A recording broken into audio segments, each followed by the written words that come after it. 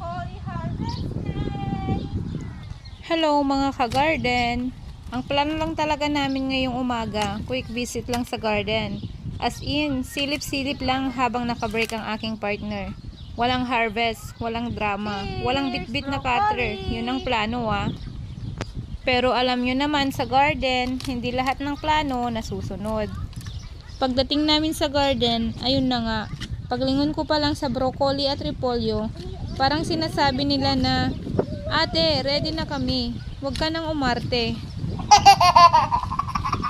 So ayun, wala na akong nagawa kundi kunin ang cutter at bigla ang harvest na naman. Walang plano pero puno ng saya. Isa-isang na-harvest ang broccoli at repolyo. Cheers! At habang natatapos ako doon, napalingon naman ako sa mga snow peas. Ang dami na naman palang bunga. Wala pa akong plano kung anong lulutuin. Pero alam nyo naman, sayang naman kung iiwan lang. Kaya kinuha ko na rin sila at diretso freezer mamaya para may mahuhugot kami pagdating ng winter. Dito sa New Zealand, hindi buong taon pwedeng magtanim. Kaya talagang sinasamantala ko kung kailan pwede. Pagkatapos ng snow peas, nagkanya-kanya na kami ni partner. Siya tuloy sa pag-check ng ibang halaman. Ako naman, eto na, napalingon sa garlic. Doon na nagsimula ang panibagong desisyon na wala na naman sa plano. Sabi ko sa sarili ko, sige na nga, i-harvest na natin para may space na sa kalabasa. At mga ka-garden, welcome po sa panunood ng pag-harvest ng isang hektaryang garlic plant. Charot!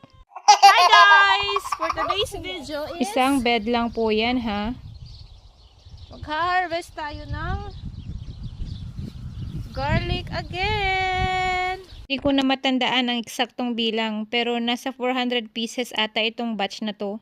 Yes po, madami talaga akong tinanim na bawang this year kasi aminado naman ako, mabawang po ako magluto.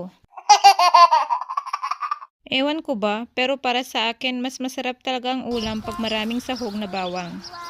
Bawang dito sa New Zealand ay karaniwang inaabot ng 6 hanggang 9 na buwan bago pwedeng i-harvest, depende ito sa variety. Hindi naman siya mahirap alagaan basta tamang sikat lang ng araw, hindi sobra ang tubig, at konting tiyaga lang talaga. Pag handa na siya, mapapansin nyo na nagsisimula ng matuyo ang dahon at doon mo na malalaman na pwede na siyang bunutin.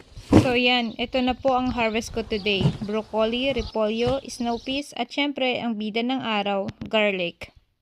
Salamat sa pagsama sa aking biglaang harvest day. Kung nag-enjoy kayo,